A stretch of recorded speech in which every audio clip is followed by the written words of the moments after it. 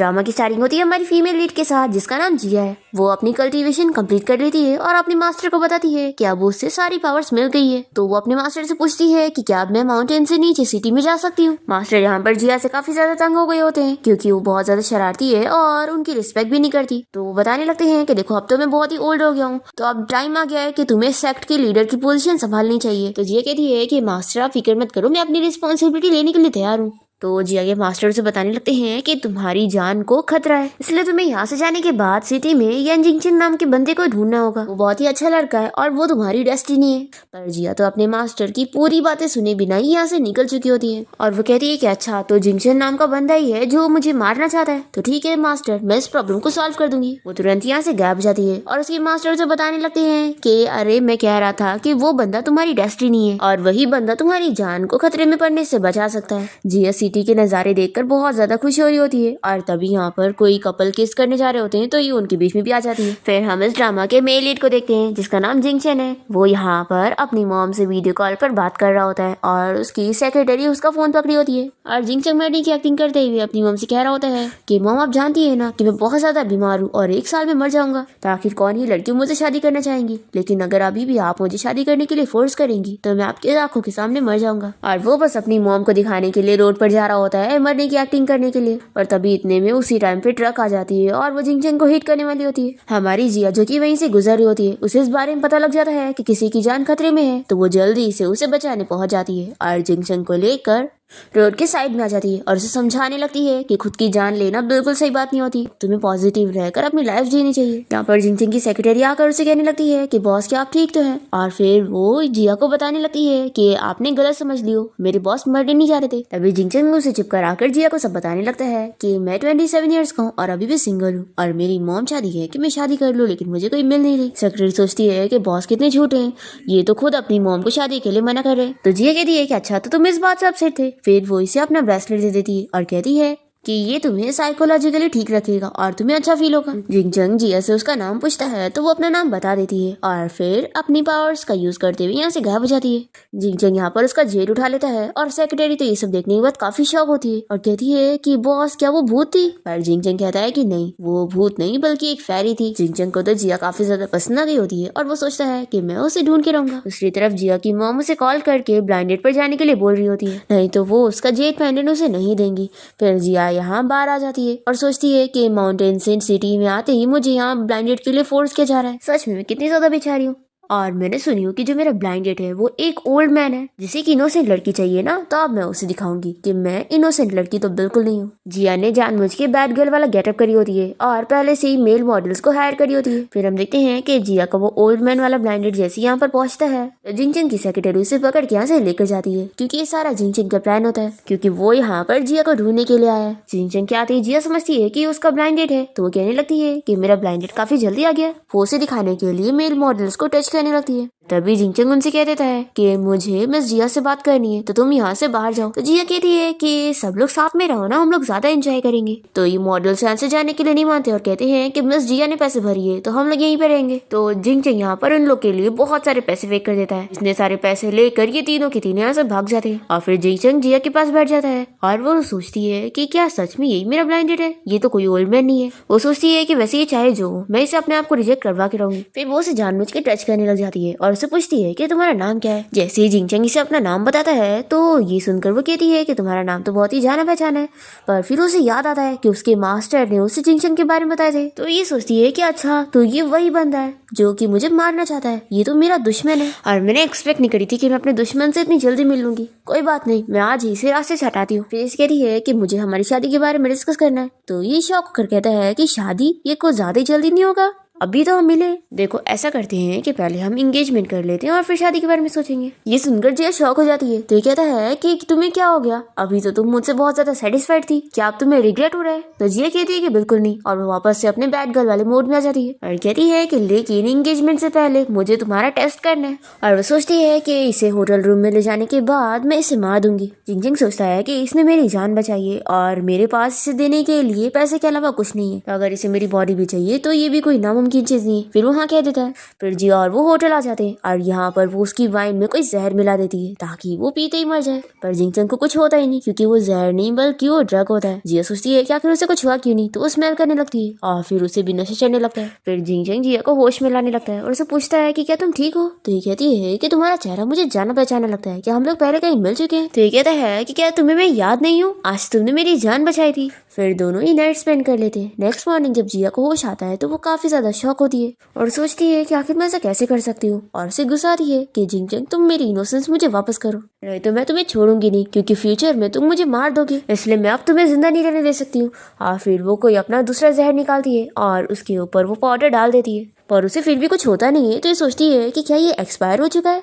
तभी वो उसमें नोट पढ़ती है जिसमें उसके मास्टर ने लिखे होते कि यहाँ सिटी में सब कुछ लॉ के हिसाब से चलता है, इसलिए उन्होंने पहले से ही जहर को मेडिसिन में बदल दिए ताकि वो कोई प्रॉब्लम में ना पड़ जाए। फिर ये जानने के बाद जिया को बहुत गुस्सा आती है और फिर सोचती है कि अब मुझे जल्दी से यहाँ से भाग जाना चाहिए क्योंकि अगर इसे होश आ गया तो ये मेरी आइडेंटिटी के बारे में जान जाएगा। जिया स्लोली आगे बढ़ती है और जैसे ही दरवाजा खोलने जा रही होती है इतने में यहाँ पर जिंगचन आ जाता है और उसे हक करके कहता है कि क्या हुआ, तुम यहाँ से भाग क्यों रही हो, क्या तुम्हें मेरी परफॉर्मेंस पसंद नहीं आई, लेकिन कल रात तो तुम बहुत ज्यादा खुश थी, तो अब तुम्हें क्या हो गया। ये कहती है कि मुझे कुछ नहीं हुआ, मैं तो उल्टा बहुत ही ज्यादा खुश हूँ और मैं तो चाहूंगी कि हम लोग दोबारा कभी मिले।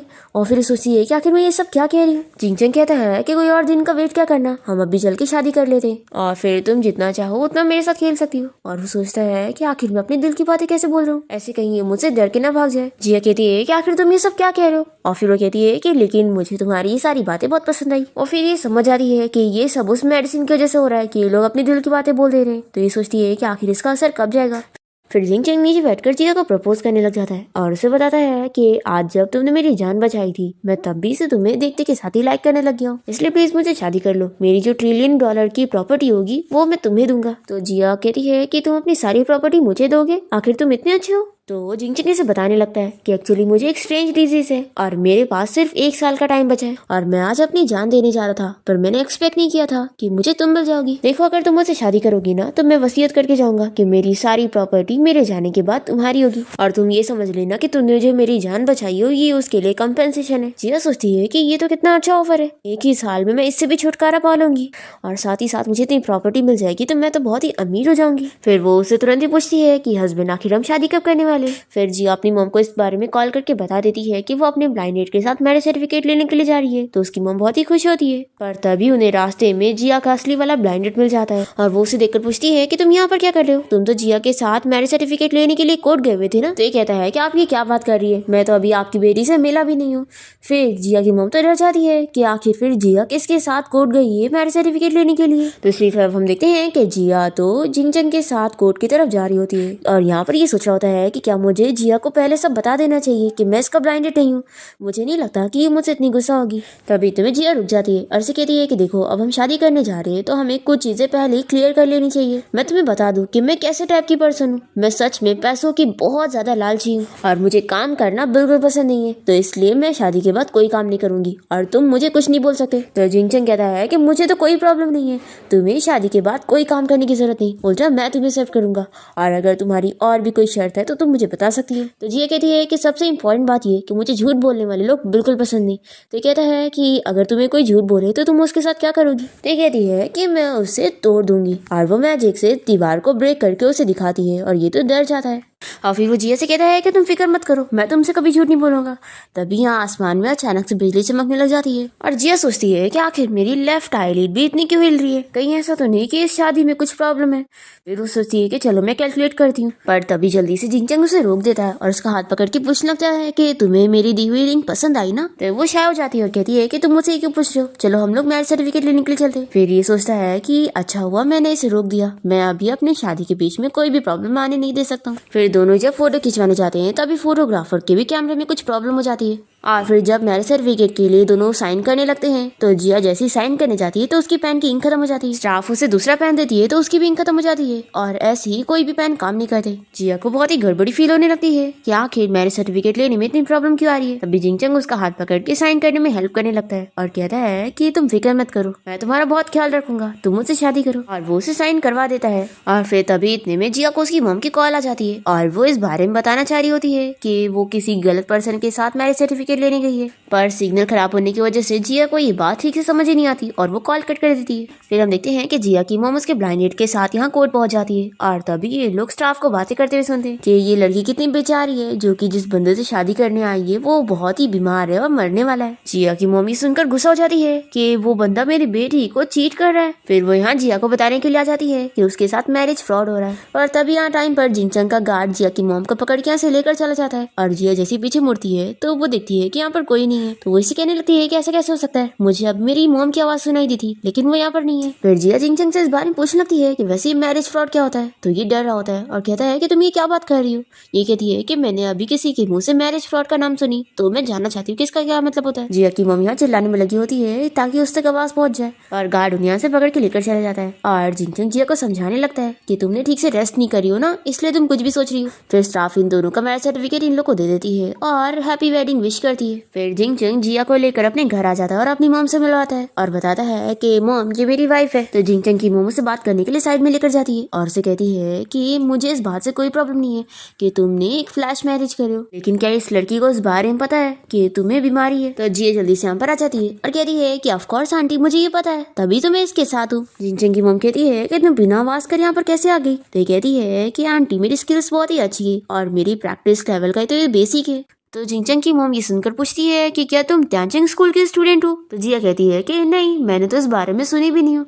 तो जिनचंग की मॉम उसे कहने लगती है कि इस लड़की को तो त्यांचंग सेक्ट के बारे में कुछ नहीं पता, तो आखिर ये कल्टीवेटर कैसे हो सकती है, जरूर ये लड़की तुम्हें झूठ बोल रही है। तो जिया कहती है कि आंटी मुझे झूठ बोलने वाले लोग बिल्कुल पसंद नहीं, तो आखिर मैं एक झूठी कैसे हो सकती हूँ। चलो मैं अब अपने आप को प्रूव करके आपको दिखाती हूँ। और फिर वो मैजिक करती है और कहती है कि मैंने आपकी हेयर लॉस की प्रॉब्लम ठीक कर दी हूँ। तो जिनचंग की मॉम को फिर भी यकीन नहीं हो रहा होता है और वो कहती है कि आखिर मैं कैसे मानूं कि तुमने सच में मेरी प्रॉब्लम ठीक करी हो। मैंने अपनी हेयर लॉस की प्रॉब्लम के लिए काफी डॉक्टर्स को दिखा चुकी हूँ और उन्होंने कहा है कि कभी ठीक नहीं होगी। तो जिया कहती है कि ठीक है, मैं आपको लाइफ प्रूफ दिखाती हूँ और फिर वो मैजिक से उनके बहुत सारे बाल उगा देती है।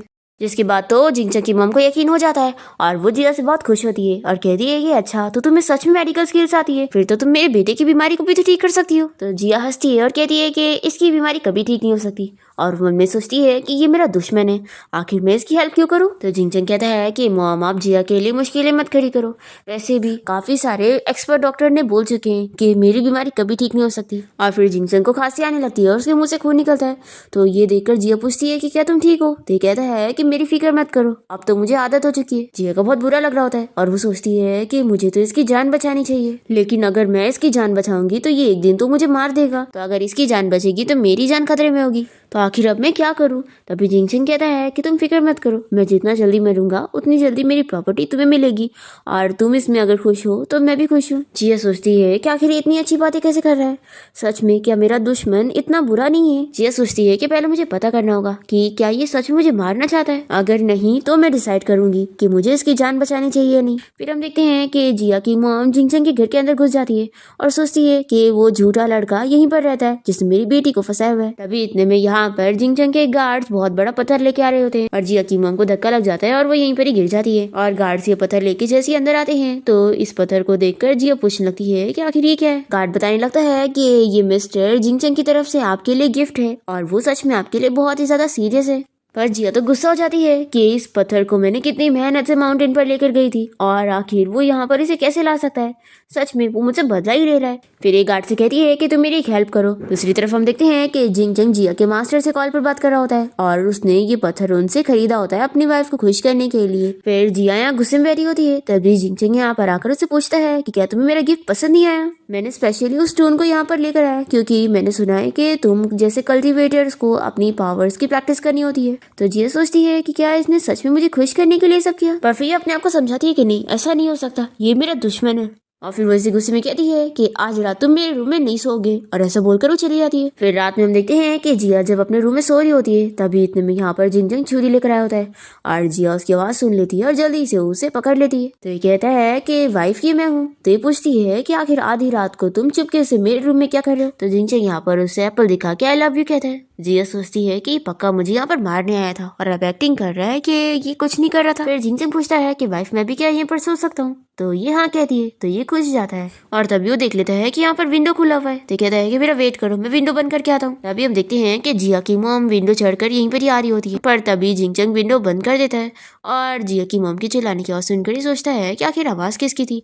वहाँ पर जिया की मॉम तो बाहर गिरी पड़ी होती है और तभी जिया कहती है कि तुम्हें मेरे साथ सोना था ना, तो जल्दी आओ। तो ये जल्दी से भाग कर जाता है और ये तो उसको रस्सी से बांध देती है। तो जिंगचंग कहता है कि वाइफ तुम ये क्या कर रही हो, हम लोग लास्ट टाइम होटल में भी तो साथ में सोए थे ना। जिया कहती है कि तुम चुप बैठो, सोना है तो चुपचाप रहो। तो जिंगचंग भी उसे गुड नाइट बोलकर उसके ऊपर सर रखकर सो जाता है। फिर नेक्स्ट डे हम देखते हैं कि जिया इस बारे में सोचने में लगी होती है कि जिंगचंग अच्छा है या फिर सच में बहुत बुरा है। कि तभी इतने में जिंगचंग यहाँ एक लड़की को घर लेकर आया होता है और ये लड़की जिंगचंग की मॉम को बताती है कि मैं यहाँ पर जिंगचंग का ट्रीटमेंट करने आई हूँ। जिया पूछती है कि कौन है, तो जिंगचंग उसे बताता है कि मेरी पर्सनल डॉक्टर है और ये मेडिकल जीनियस है और इसका नाम बाइशू है और ये त्यांचंग स्कूल से। जिया कहती है कि अच्छा, लेकिन मैंने तो कभी इस बारे में नहीं सुनी। फिर बाइशू तो यहाँ पर जिंगचंग का हाथ पकड़ लेती है और उसे पूछने लगती है कि क्या तुम मुझे इससे इंट्रोड्यूस नहीं करवाओगे। तुरंत ही उसे अपना हाथ छुड़ाता है और जल्दी से जिया के पास जाता है और इसे बताने लगता है कि ये देखो, ये मेरी वाइफ है। तो बाइशू शॉक होकर पूछती है कि क्या तुम्हारी शादी हो गई। तो ये कहता है कि हाँ। तो ये कहती है कि मेरा ये मतलब था कि तुम्हारी शादी कब हुई।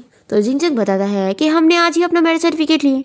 तभी इतने में जिंगचंग की मॉम कहने लगती है कि तुम जल्दी से जिंगचंग का चेकअप करो और देखो कि आखिर उसे क्या हो गया। आज ही उसके मुंह से फिर से खून निकल रहा था। तो ये तुरंत ही अपनी नीडल निकाल कर जिंगचंग का चेकअप करने लग जाती है और बताती है कि उसे क्या हुआ है और फिर अपनी पिल देते हुए कहती है कि इसे खा लो, फिर तुम थोड़ा ठीक फील करोगे। तभी जिया जल्दी से इस पिल को फेंक देती है और कहती है कि तुम ये क्या बात कर रही हो, ये मेडिसिन बिल्कुल भी सही नहीं है और अगर ये इसे खा लेगा तो इसकी हालत और खराब हो जाएगी और इस मेडिसिन की वजह से 3 दिन में इसकी जान भी चली जाएगी। तो बाइशू चिल्लाती है कि तुम ये क्या बकवास कर रही हो। जिया कहती है कि मैं कोई झूठ नहीं बोल रही हूँ और फिर ये कहती है कि रुको, अगर तुम लोग चाहो तो मैं तुम लोग को ट्राई करके दिखा सकती हूँ। और फिर जिया सोचती है कि वैसे भी ये मेरा हस्बैंड है, तो अगर इसे मरना ही है तो ये मेरे हाथ में मरेगा, ऐसे चीटर के हाथों से नहीं। और फिर जिया बताने लगती है कि मेरी मेडिकल स्किल से भी मैं जिंगचंग को ठीक कर सकती हूँ। तो जिंगचंग की मॉम तो बहुत ज़्यादा खुश हो जाती है और कहती है कि यानी इसका ये मतलब है कि तुम्हारी मेडिकल स्किल का रिजल्ट भी सक्सेसफुल है और 100% है। तो जिया कहती है कि नहीं, 10% से भी कम है। तो जिंगचंग कहता है कि मुझे कोई फर्क नहीं पड़ता, मैं चाहता हूँ कि तुम ही ट्राई करो और मेरी बीमारी ठीक करो। तो जिंगचंग की मॉम कहती है कि बेटा, तुम्हारी लाइफ कोई मजाक नहीं है। फिर बाइशू भी जिंगचंग की मॉम से कहने लगती है कि आंटी, आप इस लड़की को जिंगचंग का ट्रीटमेंट करने नहीं दे सकती है। पर जिंगचंग कहता है कि मॉम, मेरी वाइफ कह रही है ना कि मेरी रिकवरी हो सकती है, तो क्यों ना इसे ट्राई करने दिया जाए। तो ये सुनकर जिया शॉक होती है और पूछती है कि क्या सच में तुम्हें मुझ पे इतना ट्रस्ट है। तो कहता है कि हाँ, तुम मेरी वाइफ हो, मुझे तुम पे 100% ट्रस्ट है। फिर जिया सोचने लगती है कि आखिर मेरी हार्ट बीट इतनी तेज क्यों हो गई, ऐसा कैसे हो सकता है, ये तो मेरा दुश्मन है, मुझे होश में आ जाना चाहिए, मैं इसे लाइक नहीं कर सकती। फिर जिया कहती है कि देखो, मैं तुम्हें 100% गारंटी तो नहीं दे सकती, लेकिन हाँ, मैं अपनी पूरी कोशिश करूंगी कि तुम शांति से इस दुनिया से जाओ। बाइशू कहती है कि ये लड़की एक चीटर है, आखिर तुम इस पे कैसे ट्रस्ट कर सकते हो। तो जिंगचंग उसे चिल्लाता है कि बाइशू, तुम रिस्पेक्ट से बात करो, ये मेरी वाइफ है। तो वो कहती है कि ठीक है, फिर बाद में जब तुम्हें खुद पता लगेगा ना इसके बारे में, तो तुम खुद ही मेरे पास आओगी। और फिर वो गुस्सा होकर ऐसे चली जाती है। इसके बाद हम देखते हैं कि जिंगचंग अपने ऑफिस में होता है और उसकी सेक्रेटरी से देखी जा रही होती है। तो ये पूछता है कि क्या मेरे फेस पर कुछ है।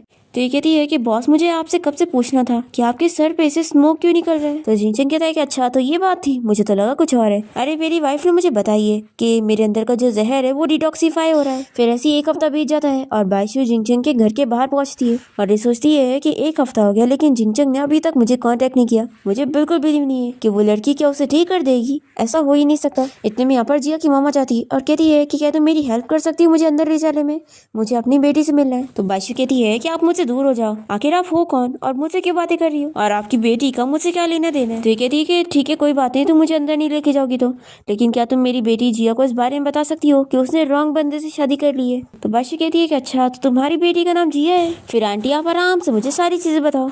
दूसरी तरफ हम देखते हैं कि जिया यहाँ पर जिंगचंग को ठीक करने के लिए चाकू लेकर आती है और उसे मारने जा रही होती है। इतने में बाइशू यहाँ पर आकर अपनी पावर्स का यूज करते हुए उसे रोक देती है। तो जिया उसे चिल्लाती है कि तुम अपने आप को क्या समझती हो, तुम्हारी छोटी मोटी मेडिकल स्किल से तुम कुछ नहीं कर पाओगी। तो बाइशू कहती है कि आखिर तुम मेरी मेडिकल स्किल्स की बुराई कैसे कर सकती हो, तुम्हें पता भी है कि मेरे मास्टर कौन है। और वो अपने मास्टर का नाम बताने लग जाती है। तो जिया को याद आता है कि ये तो वही बंदा है ना जिसने मुझसे 3 साल तक ट्रेनिंग लिया था पर उसे कुछ भी ठीक से नहीं आया था। तो अच्छा, तो इसका मास्टर ही ऐसा है, तो फिर इस लड़की को क्या ही आता होगा। फिर जिया से कहती है कि मैं तुम्हारे मास्टर को जानती हूँ और वैसे अगर सीनियरिटी में देखा जाए तो मैं तुम्हारी ग्रैंड मास्टर हुई। पर बाइशू मानने के लिए तैयार नहीं होती और कहती है कि तुम अपने आप को समझती क्या हो, जो मेरे मेरे मास्टर का नाम इस तरीके से ले रही हो। जिया कहती है कि तुम्हें बिलीव नहीं हो रहा तो कोई बात नहीं, वैसे भी तुम जैसी लड़की को मैं अपनी स्टूडेंट बताना भी नहीं चाहती। अब तभी इतने में यहाँ पर जिंगचंग की मॉम आ जाती है और वो कहने लगती है कि तुम लोग झगड़ा मत करो।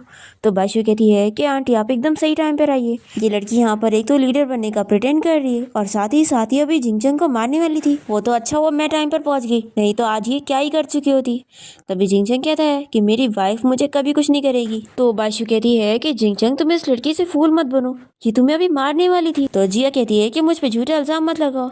तो बाइशू पूछती है कि फिर तुम बताओ कि तुम छुरी से क्या करने वाली थी। जिया कहती है कि मैं बस उसका थोड़ा सा खून लेने आई थी और मैं तो उसे बिल्कुल भी दर्द नहीं होने देती। तो जिंगचंग खुश जाता है और कहता है कि वाइफ तुम कितनी अच्छी हो। तो जिया उसके गाल पकड़ के कहती है कि तुम मेरे हस्बैंड जो हो। बाइशू फिर से जिंगचंग को समझाने लगती है कि ये तुम्हारी बीमारी नहीं ठीक कर सकती है। तो जिया कहती है कि पहली बात तो ये कि ये बीमार नहीं है, इसे बस जहर दिया गया है और इसी वजह से तो मैं इसका थोड़ा सा खून निकालना चाहती थी ताकि इसकी जो जहर है वो बाहर निकले। बाइशू बताती है कि मैं एक मेडिकल जीनियस हूँ और मुझे ज्यादा नॉलेज है। तो जिया कहती है कि तुम्हें जितना मेडिकल का नॉलेज है ना उससे कहीं ज्यादा नॉलेज है मेरे पास और तुम मेरा मुकाबला बिल्कुल नहीं कर सकती, तुम्हें बिल्कुल नहीं पता है कि क्या करना चाहिए, इसलिए यहाँ पर झूठ बोलना बंद कर दो।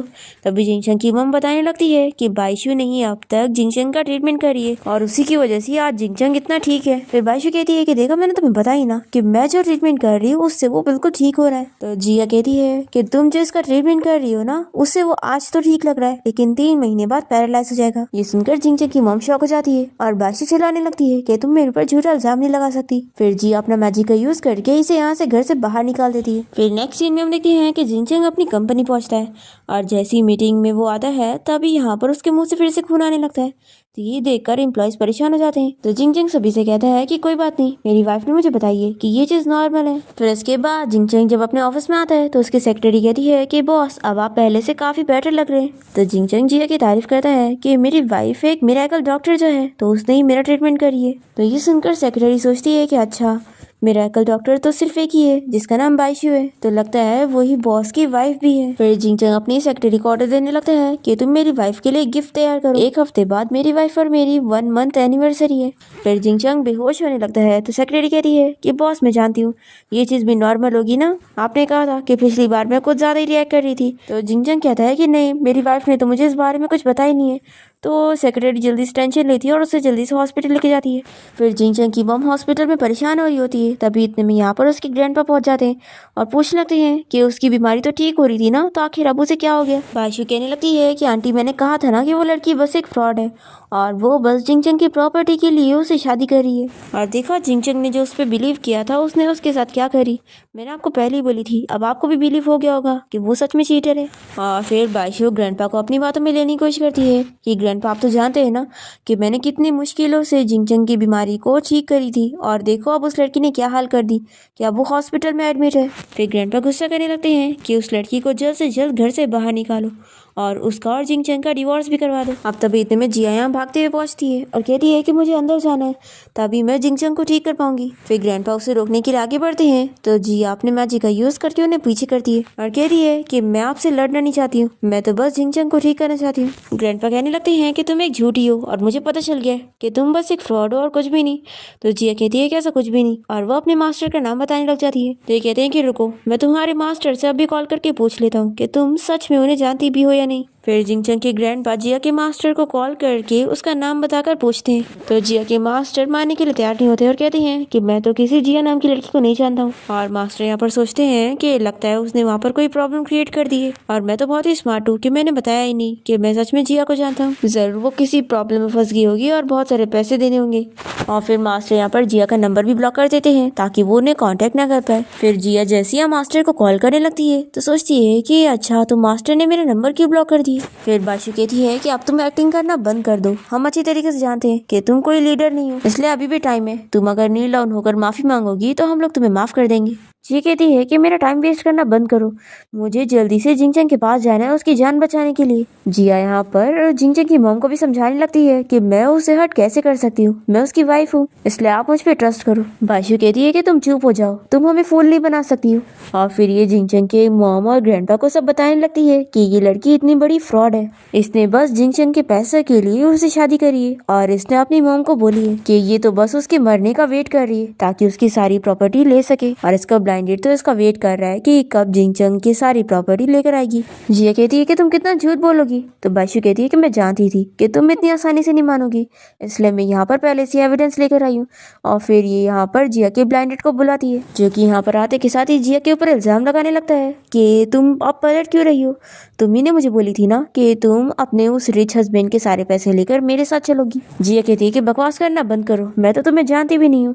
तो ये इसे दिखाता है कि देखो तुम्हारी मॉम ने तुम्हें मेरे साथ ब्लाइंड डेट के लिए भेजी थी।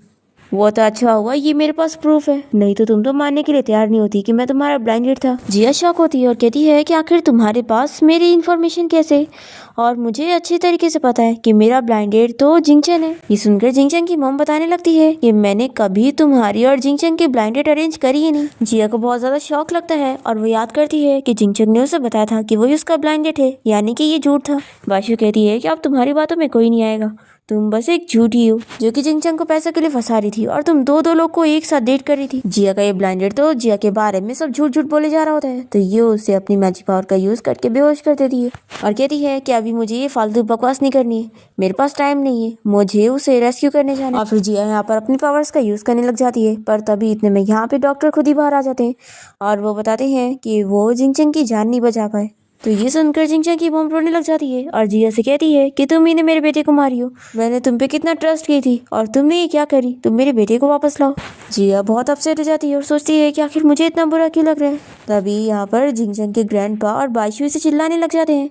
इतने में यहाँ पर नर्स बाहर आती है और बताती है कि डॉक्टर वो पेशेंट अभी जिंदा है। फिर डॉक्टर वापस से जिंगचंग का चेकअप करते हैं और इन लोगों को बताते हैं कि वो जिंदा तो है लेकिन कोमा में है और पता नहीं अब उसे कब होश आएगा। फिर बाइशू फिर से जिया को चिल्लाती है और कहती है कि तुम ही ने उसका ये हाल कर दियो, नहीं तो आज उसका ये हाल नहीं होता। फिर ग्रैंडपा यहाँ से जिया को निकालना चाह रहे होते हैं। जिया कहती है कि मेरे पास एक रास्ता है जिसे मैं इसे ठीक कर सकती हूँ, क्योंकि अभी जो जिंगचंग का हाल हुआ है वो इसलिए क्योंकि जो मैंने इसे मेडिसिन दी थी वो अंदर ड्रग से फाइट कर रही है और वो ठीक हो जाएगा। पर बाइशू मानने के लिए तैयार नहीं होती और इसे कहती है कि तुम अभी भी बस इसे मारने का ही सोच रही हो और हमें फूल बना रही हो। फिर जिया यहाँ पर जिंगचंग के ग्रैंडपा को मनाने लग जाती है कि प्लीज आप मुझ पे लास्ट बारी बिलीव कर लो। तो जिया के इतने मनाने पर ग्रैंडपा मान जाते हैं और फिर कहते हैं कि लेकिन अगर जिंगचंग को कुछ हुआ तो मैं तुम्हें छोड़ूंगा नहीं। फिर जिया जिंगचंग के ऊपर अपना ट्रीटमेंट करना शुरू करती है और फिर फाइनली उसे होश आ जाता है और फिर जिंगचंग यहाँ पर जिया को थैंक यू बोलने लगता है कि उसकी वजह से वो ठीक हो पाए। और वो अपनी मॉम और ग्रैंडपा से भी कहता है कि मैंने आप लोग को फिक्र में डाल दिया, लेकिन अब मैं बिल्कुल ठीक हूँ, मेरी वाइफ ने मुझे ठीक कर दी। और फिर वो इन लोगों को दिखाना चाह रहा होता है कि मैं सच में ठीक हूँ, इसलिए वो खड़े होने की कोशिश करता है पर उठ नहीं पाता। फिर जिया एक मेडिसिन निकालती है उसे देने के लिए, जिसे देखकर ग्रैंडपा और जिंगचंग की मॉम कहने लगते हैं कि वो उसे जहर देने जा रही है। पर जिंगचंग तो ये मेडिसिन तुरंत ले लेता है और कहता है कि थैंक यू वाइफ, और जल्दी से उसे खा लेता है। और ये लोग डर रहे होते हैं कि उसने जहर खा लिया। फिर जिंगचंग को कुछ होने लगता है तो ये लोग समझ जाते हैं कि सच में इसने उसे मार दी। फिर जिया कहती है कि चलो अब मैं आप लोग को मिरेकल दिखाती हूँ। और फिर जिया के मैजिक करते ही जिंगचंग ठीक हो जाता है और डॉक्टर भी उसका चेकअप करके बताते हैं कि उसकी कंडीशन अब बहुत अच्छी हो गई है। पर बाइशू को यकीन नहीं होता और वो कहती है कि डॉक्टर आप वापस से चेकअप करो, ऐसा हो ही नहीं सकता।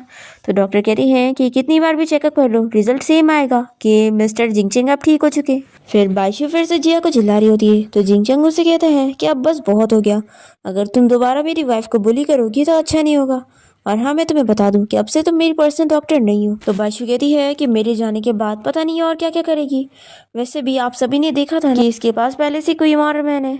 तभी इतने में यहाँ पर वापस से जिया का ब्लाइंड डेट आ जाता है और उसके बारे में बताने लगता है। तो जल्दी से जिंगचंग उससे बाहर करके आता है। जिया कहती है कि अभी मुझे किसी की आवाज आई थी। तो जिंगचंग कहता है कि नहीं, तुम्हें गलतफहमी हुई है। बाइशू कहती है कि जिंगचंग तुम्हें पता भी है कि तुम ये क्या कर रहे हो। तो कहता है कि अब तुम मेरी डॉक्टर नहीं हो, तो अब मेरे पर्सनल मैटर से तुम्हारा कोई लेना देना नहीं है। फिर बाइशू गुस्सा हो जाती है कि तुम्हें बाद में रिग्रेट होगा और वो यहाँ से चली जाती है।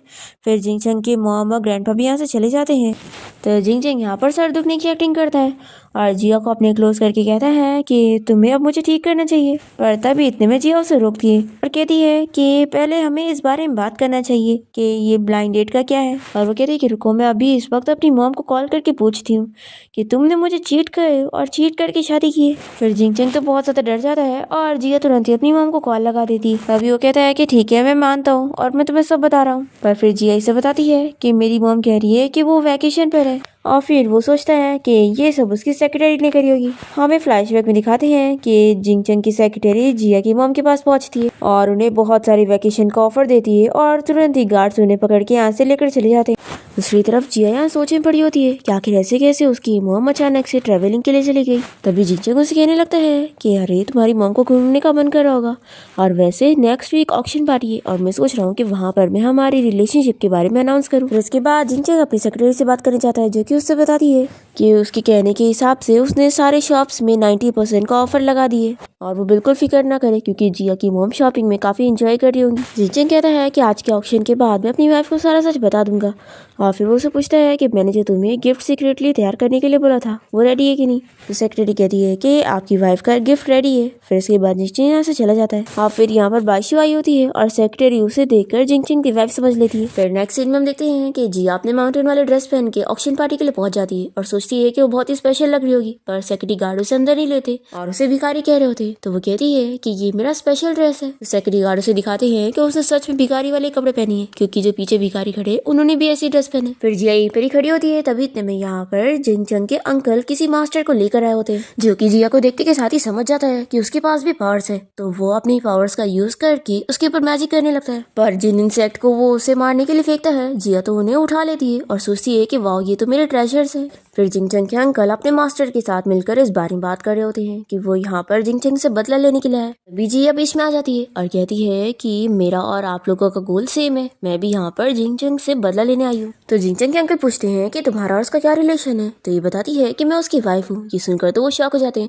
पर फिर ये एक्टिंग करने लग जाती है और जिंगचंग की बुराई करती है कि उसने इसके साथ क्या क्या बुरा किया है ताकि उसके अंकल को बिलीव हो जाए। और ये सोचती है कि मैं तो उल्टा तुम्हारी साइड ले रही हूँ और तुम्हें दुश्मनों से बचाने में हेल्प कर रही हूँ। फिर जिंगचंग के अंकल इसे अपने प्लान में शामिल कर लेते हैं कि तुम्हें अंदर चल के सभी के सामने जिंगचंग की बेइज्जती करनी होगी। तो ये भी कहती है कि मैं समझ गई, मैं आप लोग की हेल्प करूंगी। और वो सोचती है कि वो ऐसे कैसे किसी और को उससे बदला लेने देगी, अगर इसे उससे बदला लेंगे तो ये खुद लेगी। और वो तो बस ऑक्शन पार्टी में जाने के लिए इन लोग को फूल बना रही होती है और इन लोग के साथ चली जाती है। फिर हम देखते हैं कि पार्टी में बाइशू आई होती है और उसने कोई बहुत ही महंगा नेकलेस पहनी होती है जिसे देखकर सभी उसे जिंगचंग की वाइफ समझ रहे होते हैं। यहाँ पर जिया और जिंगचंग के अंकल भी सुन लेते हैं और वो सोचते हैं कि लगता है अब प्रॉब्लम क्रिएट करना पड़ेगा। फिर ये जिया को आवाज देने लगते हैं, पर जिया तो पहले ही बाइशू के पास पहुंच जाती है और उसे कहती है कि मैं जिंगचंग की वाइफ हूँ, आखिर मुझे कैसे नहीं पता कि तुम भी उसकी वाइफ हो। तो बाइशू से कहती है कि तुम अपने आप को समझती क्या हो, तुमने सोची भी कैसे कि तुम उसकी वाइफ बनोगी। फिर सभी लोग उसके सपोर्ट में होते हैं और जिया की बेइज्जती करने लग जाते हैं। और फिर बाइशू गार्ड्स को आवाज दे रही होती है जिया को यहाँ से बाहर निकालने के लिए। तभी बात को संभालने के लिए जिंगचंग के अंकल यहाँ पर आ जाते हैं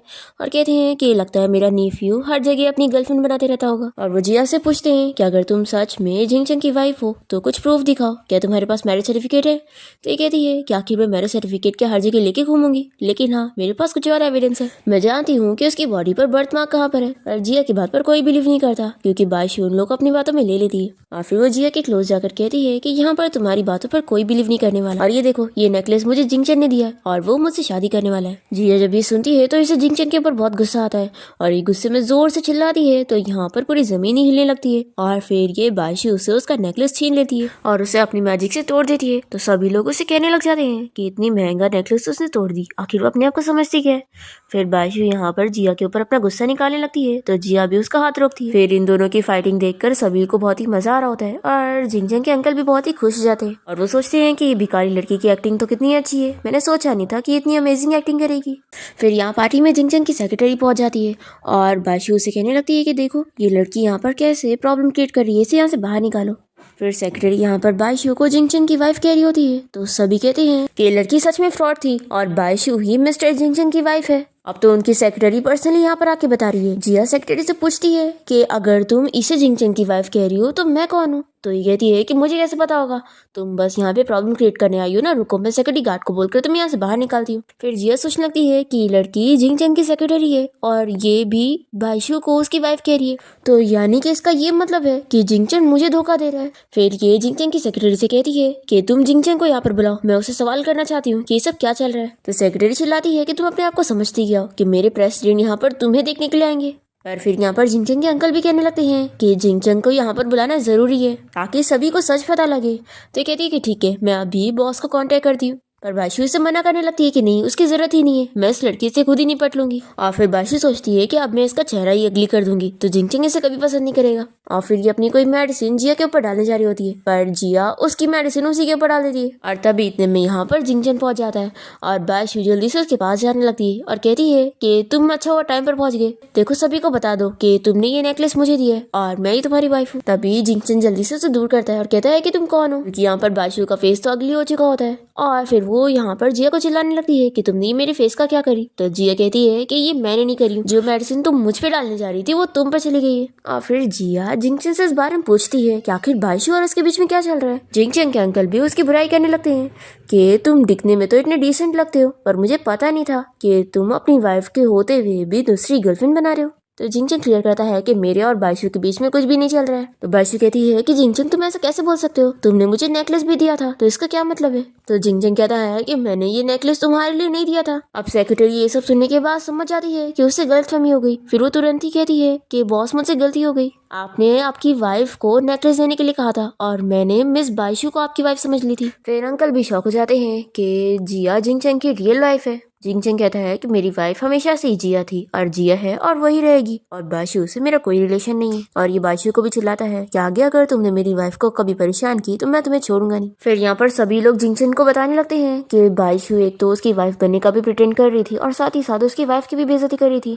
तो ये जानकर जिंगचन बायशू से कहता है कि अब भी इसी वक्त मेरी वाइफ से माफी मांगो। तो यहाँ पर बायशू को माफी मांगनी पड़ती है और इसे बहुत ही बेइज्जती फील हो रहा होता है। फिर उसके बाद ऑक्शन स्टार्ट होने वाला होता है और तभी यहाँ पर इसके पास जिंगचन के अंकल पहुंच जाते हैं और वो इसे कहने लगते हैं कि अगर वो जिंगचन और बायशू से बदला लेना चाहती है तो वो इसके साथ मिल जाए। फिर बायशू जिंगचन के अंकल के साथ इधर ही रुक जाती है और ये लोग ऑक्शन पार्टी में सारी चीजों पर बीडिंग लगाकर जिंगचन को हराना चाह रहे होते हैं और ये लोग जिया की बेइज्जती भी करना चाह रहे होते हैं। पर जिया यहाँ पर जिंगचन के अंकल को भी सबक सिखाती है और बायशू को भी, और फिर वो जिंगचन के साथ यहाँ से जाने लगती है। तो वो कहता है कि क्या तुम अभी भी मुझ पे गुस्सा हो उस नेकलेस की वजह से। तो ये कहती है कि बिल्कुल भी नहीं। तो ये कहता है कि नहीं तुम गुस्सा हो, लेकिन तुम गुस्से में काफी क्यूट लगती हो। अभी तुम्हें जिया को उसकी मॉम की कॉल आ जाती है और वो खुश जाती है कि मॉम अब घर आ गई। जिंगचन तो काफी डर जाता है और तभी जिया की मॉम उसे इस बारे में बता देती है कि मैं तुम्हें बताना चाहती थी कि जिंगचन एक फ्रॉड है और उसने तुमसे फ्रॉड से शादी किया है। वो ब्लाइंड डेट नहीं है जो मैंने तुम्हारे लिए अरेंज की थी। ये सुनने के बाद जिया जिंगचन से पूछती है कि ये क्या है, अब तुम बताओ। तो ये अपना क्यूट फेस दिखाते हुए उसे कहने लगता है कि वाइफ तुम मेरी बात सुनो।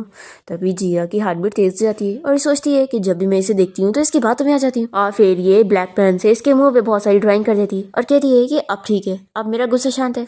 और फिर इसके बाद जिंगचन घर पे आने के बाद नील डाउन होता है और यहाँ पर जिया अपनी मॉम से पूछती है कि मॉम आप सब बताओ। तो कहती है कि हाँ, मैं जब भी तुम्हें जिंगचन के बारे में बताने की कोशिश करती थी तो कुछ न कुछ प्रॉब्लम आ जाती थी। तभी जिंगचन यहाँ पर जिया की मॉम को अपनी साइड लेने के लिए उन्हें एक चेक दिखाता है तो वो खुश जाती है और तुरंत ही उसकी साइड लेने लगती है कि हाँ, इसने तुमसे फ्रॉड से शादी किया तो क्या हुआ, ये तुमसे सच्चा प्यार करता है, तुम्हारा इतना अच्छे से ख्याल रख रहा है। जिया कहती है कि मॉम आप चेंज कैसे हो गई, अभी तो आप कुछ और कह रही थी। तभी यहाँ पर जिंगचन जल्दी से जिया की मॉम के पास आ जाता है और उनका हाथ पकड़ के कहता है कि आप मेरी सच में बहुत ही अच्छी मदर इन लॉ, और फिर उन्हें एक गोल्ड का ब्रेसलेट दे देता है। तो वो और उसकी साइड लेने लग जाती है। तो जिया को गुस्सा आता है कि अच्छा, तो तुम मेरी मॉम को रिश्वत देकर अपनी साइड ले रहे हो। तभी यहाँ पर जिया को उसके मास्टर की कॉल आती है तो वो बात करने के लिए रूम में आ जाती है और जिया के मास्टर उससे पूछते हैं कि तुम कहाँ पर हो, मैं तुमसे मिलने आ रहा हूँ। तो जिया बताती है कि मास्टर मैं अपने हस्बैंड के घर पे हूँ। तो उसके मास्टर कहते हैं कि तुमने शादी कब करी। तो जिया कहती है कि मास्टर ये बहुत लंबी कहानी है, मेरे साथ मैरिज फ्रॉड हुआ है, वो जिंगचन नाम का बंदा बिल्कुल अच्छा नहीं है। तो जिया के मास्टर जब ये सुनते हैं कि उसकी शादी जिंगचन के साथ हुई है तो कहते हैं कि फिर तो अच्छी बात है, वो सच में तुम्हारे लिए सिंसियर होगा, तो अब इस छोटी सी बात के लिए उसे झगड़ा मत करना और उसके साथ एक अच्छी हैप्पी लाइफ जीना। तो जिया कहती है कि मास्टर आप ये क्या बात कर रहे हो, वो तो मेरा दुश्मन है ना। और फिर कहती है कि मैं बाद में बात करूंगी और कॉल कट कर देती है। जिया के मास्टर सोचते हैं कि ये जिंगचन को अपना दुश्मन समझ रही है, मुझे अभी जाकर इस मिसअंडरस्टैंडिंग को क्लियर करना होगा। फिर वो माउंटेन से निकल रहे होते हैं पर यहाँ पर अलग अलग प्रॉब्लम आ जाती है तो ये यहाँ से नहीं जा पाते। दूसरी तरफ हम देखते हैं कि जिया और जिंगचन की मॉम उन दोनों को साथ में नाइट स्पेंड करने के लिए ड्रिंक करवा देते हैं ताकि उनके ग्रैंड चिल्ड्रन उन्हें देखने को मिले। फिर ये दोनों काफी ड्रंक हो जाते हैं और नाइट स्पेंड कर लेते हैं। नेक्स्ट मॉर्निंग जिया को होश आता है तो वो अपने मास्टर को कॉल करके इस बारे में बताती है। उसकी मास्टर उसे कॉल पे सब क्लियर कर देते हैं कि वो तुम्हारा दुश्मन नहीं है बल्कि तुम्हारी डेस्टिनी है। पर ये वर्ड वो सुन नहीं पाती क्योंकि फिर से सिग्नल में प्रॉब्लम आ जाती है। तो ये सोचती है कि जब भी जिंगचन के रिलेटेड हमारी कुछ बात होती है तो ऐसे क्यों होता है, और मास्टर को भी कुछ गड़बड़ फील होता है। फिर हम देखते हैं कि जिया और जिंगचन की सारी मिसअंडरस्टैंडिंग भी दूर हो जाती है और फिर वो दोनों साथ बहुत हैप्पी हो जाते हैं। और फिर यहाँ पर ये लोग अलग अलग प्रॉब्लम्स को सॉल्व करते हैं और जिंगचन के अंकल से भी निपटते जो कि इन लोग को मारने के पीछे पड़े थे। और यहाँ पर इन लोग की हेल्प करने के लिए जिया के मास्टर भी पहुंच जाते हैं और फिर फाइनली जिंगचन भी पूरी तरीके से ठीक हो जाता है और मास्टर इन लोग की हैप्पी लाइफ के लिए इन लोग को गुड लक विश करते हैं। और फिर जिया और जिंगचंग की मॉम भी इन लोग के साथ रेडी होती है और जिया को एक नई मेडिसिन बनानी होती है जिसमें जिंगचंग उसकी हेल्प करने के लिए रेडी होता है क्योंकि वो तो अपनी वाइफ की सारी बात मानता है। और इसी के साथ इस ड्रामा की हैप्पी एंडिंग यहाँ पर हो जाती है।